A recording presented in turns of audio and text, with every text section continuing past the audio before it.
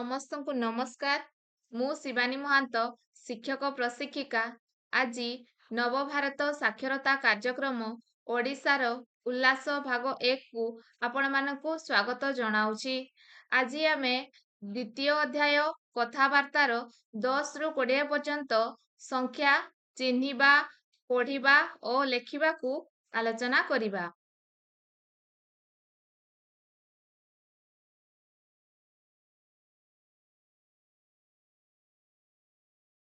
ତାହେଲେ ଆସନ୍ତୁ ଆମେ ସମସ୍ତେ ମିଶିକି ଗଣିବା।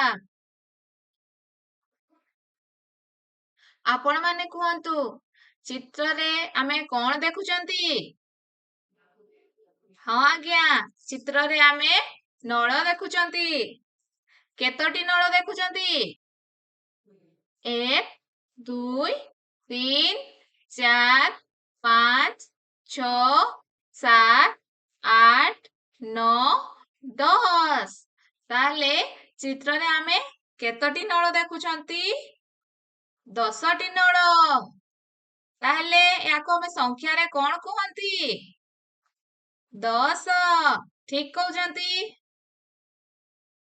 ତାପରେ ଦେଖିବା। ଏବେ ଆପଣମାନେ କୁହନ୍ତୁ, ଚିତ୍ରରେ କଣ ଦେଖୁଛନ୍ତି? ହଁ ଆଜ୍ଞା, ଚିତ୍ରରେ ଆମେ ଖଟ ଦେଖୁଛନ୍ତି। ଠିକ ଅଛି, କେତୋଟି ଖଟ ଅଛି ଗଣିବା ଚାଲନ୍ତୁ। 1, 2, 3, 4, 5, 6, 7, 8, 9, 10, 11। ତାହେଲେ କେତୋଟି ଖଟ ଅଛି? 11ଟି ଖଟ। ୟାକୁ ଆମେ ସଂଖ୍ୟାରେ କଣ କହିବା? 11। 1ରେ 1, 11। ଠିକ ଅଛି। ଏବେ ଆପଣମାନେ କୁହନ୍ତୁ, ଚିତ୍ରରେ କଣ ଦେଖୁଛନ୍ତି? ହଁ ଆଜ୍ଞା, ଚିତ୍ରରେ ଆମେ ପତ୍ର ଦେଖୁଛନ୍ତି। କେତୋଟି ପତ୍ର ଚାଲନ୍ତୁ ଗଣିବା? 1, 2, 3, 4, 5, 6, 7, 8, 9, 10, 11, 12। ତାହେଲେ କେତୋଟି ପତ୍ର ଅଛି? 12ଟି ପତ୍ର। ୟାକୁ ଆମେ ସଂଖ୍ୟାରେ କଣ କହୁଛନ୍ତି? 12 କହୁଛନ୍ତି। ଠିକ ଅଛି। ତାପରେ ଦେଖିବା। ଏବେ ଆପଣମାନେ କୁହନ୍ତୁ, ଚିତ୍ରରେ କଣ ଦେଖୁଛନ୍ତି? ଠିକ କହିଲେ ଆଜ୍ଞା, ଚିତ୍ରରେ ଆମେ ଦେଖୁଛନ୍ତି ଆଲମିରା। ତାହେଲେ ଦେଖିବା କେତୋଟି ଆଲମିରା ଅଛି? 1, 2, 3, 4, 5, 6, 7, 8, 9, 10, 11, 12, 13। ତାହେଲେ କେତୋଟି ଆଲମିରା ଅଛି? 13ଟି ଆଲମିରା। ଠିକ ଅଛି। ୟାକୁ ତାହେଲେ ଆମେ ସଂଖ୍ୟାରେ କଣ କହିବା? 13। ଠିକ ଅଛି ଆଜ୍ଞା। ତାପରେ ଦେଖିବା। ଚିତ୍ରରେ କଣ ଦେଖୁଛନ୍ତି କହିଲେ ଦେଖି? ଠିକ କହିଲେ, ଚିତ୍ରରେ ଆମେ ଗୁଡି ଦେଖୁଛନ୍ତି। ତାହେଲେ କେତୋଟି ଗୁଡି ଅଛି? 1, 2, 3, 4, 5, 6, 7, 8, 9, 10, 11, 12, 13, 14। ତାହେଲେ ଚିତ୍ରରେ କେତୋଟି ଗୁଡି ଅଛି? 14ଟି ଗୁଡି। ଠିକ ଅଛି। ତାହେଲେ ୟାକୁ ଆମେ ସଂଖ୍ୟାରେ କଣ କହିବା? 14। 1ରେ 4, 14। ଠିକ ଅଛି। ଏବେ କୁହନ୍ତୁ ଆଜ୍ଞା, ଚିତ୍ରରେ କଣ ଦେଖୁଛନ୍ତି? ହଁ ଆଜ୍ଞା, ଚିତ୍ରରେ ଆମେ ରାକ୍ଷୀ ଦେଖୁଛନ୍ତି। ତାହେଲେ ଦେଖିବା କେତୋଟି ରାକ୍ଷୀ ଅଛି ଗଣିବା ଚାଲନ୍ତୁ।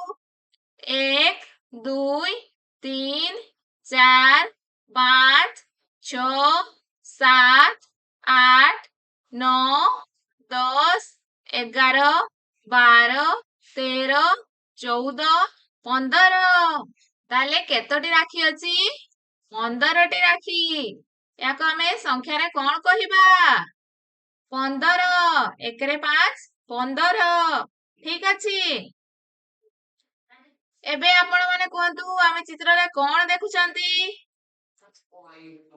ହଁ ଆଜ୍ଞା ଠିକ କହିଲେ ଆମେ ଚିତ୍ରରେ ନଡିଆ ଦେଖୁଛନ୍ତି। ତାହେଲେ କେତୋଟି ନଡିଆ ଅଛି ଆପଣ ମାନେ କୁହନ୍ତୁ? ଆଜ୍ଞା ଗଣିବା 1 2 3 4 5 6 7 8 9 10 11 12 13 14 15 16 ତାହେଲେ କେତୋଟି ନଡିଆ ଅଛି?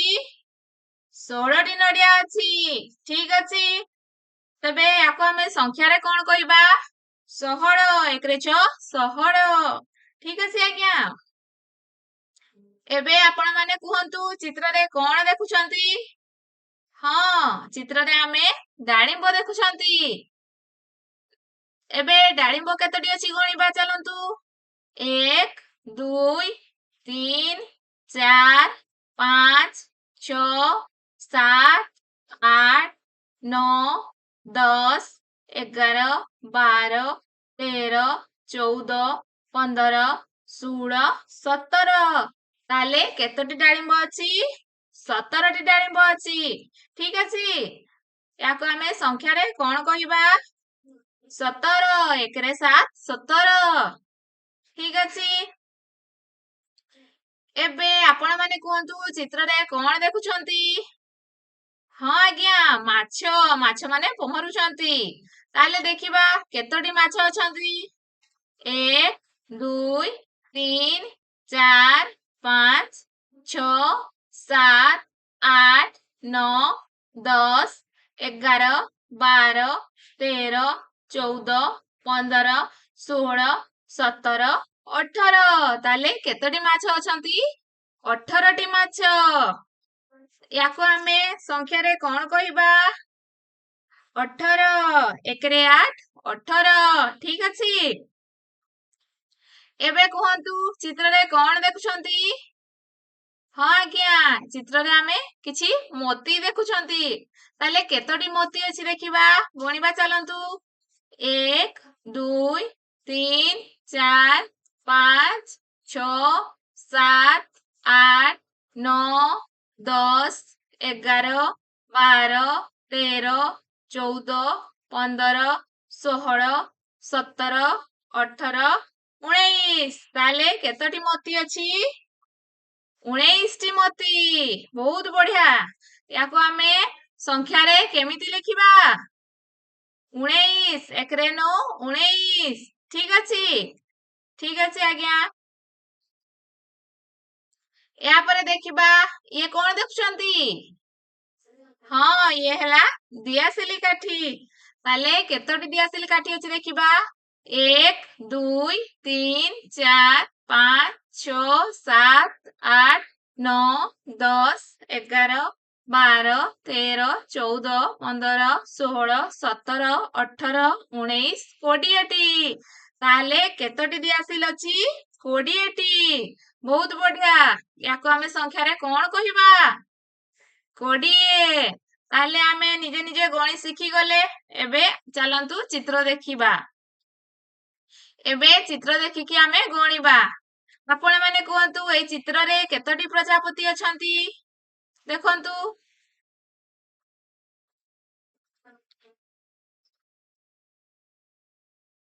ଆପଣ ମାନେ କୁହନ୍ତୁ କେତୋଟି ଅଛନ୍ତି?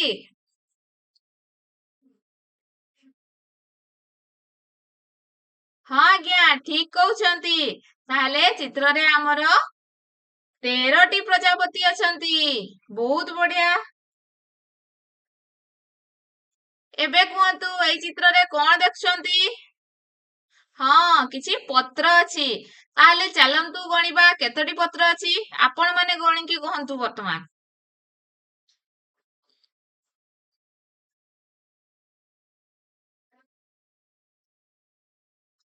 ହଁ ଆଜ୍ଞା ଠିକ କହିଲେ। 17ଟି ପତ୍ର ଅଛି। ଠିକ ଅଛି। ତାପରେ ଚିତ୍ରକୁ ଯିବା। ଏଠାରେ ଆପଣ ମାନେ କୁହନ୍ତୁ କେତୋଟି ଚିହ୍ନ ଅଛି? କେତୋଟି ଏଠି ଫେସ ର ଚିହ୍ନ ଅଛି? କେତୋଟି ଅଛି ଆପଣ ମାନେ ଗଣିକି କୁହନ୍ତୁ?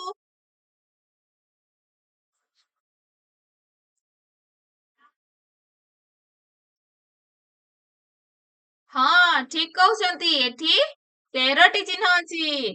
ଠିକ ଅଛି, ବହୁତ ବଢିଆ। ଏବେ ଆପଣ ମାନେ ଏହି ଚିତ୍ର ଦେଖିକି କୁହନ୍ତୁ, ଏହି ଚିତ୍ରରେ କେତୋଟି ଗୋଲାପ ଫୁଲ ଅଛି? ଦେଖନ୍ତୁ ଗୋଲାପ ଫୁଲ କେତୋଟି ଅଛି?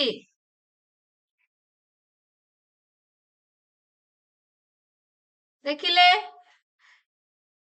ଆଉ ସୂର୍ଯ୍ୟମୁଖୀ ଫୁଲ କେତୋଟି ଅଛି ମଧ୍ୟ ଦେଖନ୍ତୁ।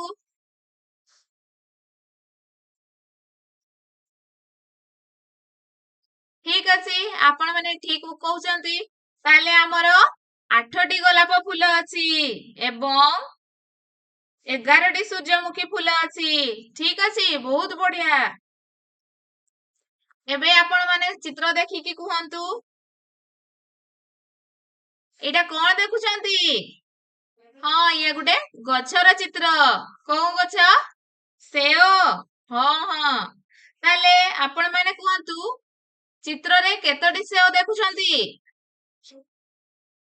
ହଁ, ଆପଣ ମାନେ ଗଣିକି କୁହନ୍ତୁ।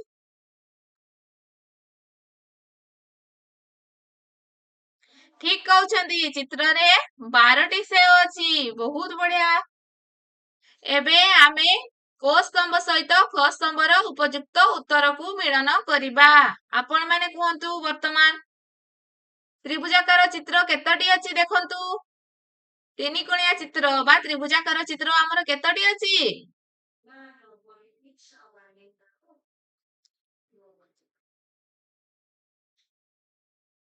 ହଁ, ଠିକ କହୁଛନ୍ତି।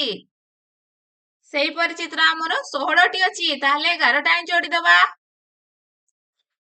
ବହୁତ ବଢିଆ। ତାପରେ ଗୋଲାକାର ଚିତ୍ର କେତୋଟି ଅଛି? ଠିକ ଅଛି, ଆପଣ ମାନେ ଠିକ କହୁଛନ୍ତି। ହଁ, 10ଟି ଅଛି। 11ଟା ଯୋଡିବା। ତାପରେ ଆମର ଇଟା ପରି ଦିଶୁଥିବା ଆୟତକାର ଚିତ୍ର କେତୋଟି ଅଛି? ହଁ, ଏହା 15ଟି ଅଛି। ତାହେଲେ 11ଟା ଆଣିଦବା। ଏବେ କୁହନ୍ତୁ, ସେଓ ଚିତ୍ର କେତୋଟି ଅଛି? ହଁ ଆଜ୍ଞା, ଠିକ କହୁଛନ୍ତି। ସେଓ ଚିତ୍ର 13ଟି ଅଛି। 11ଟା ଆଣିଦେଲେ। ଏବେ କୁହନ୍ତୁ, କଙ୍କଡା ଚିତ୍ର କେତୋଟି ଅଛି? ହଁ, କଙ୍କଡା ଚିତ୍ର କେତୋଟି ଅଛି? 11ଟି ଅଛି। ତାହେଲେ ତାକୁ ମଧ୍ୟ 11ଟା ଯୋଡିଦେଲେ। ବର୍ତ୍ତମାନ ଆମେ 10ରୁ 20 ପର୍ଯ୍ୟନ୍ତ ସଂଖ୍ୟାକୁ ଗଣି ଶିଖିଲେ, ପଢିଲେ ଏବଂ କହିଲେ। ଠିକ ଅଛି, ଆଜିକାର ପାଠଟିକୁ ଏଇଠି ଶେଷ କରିବା। ଧନ୍ୟବାଦ।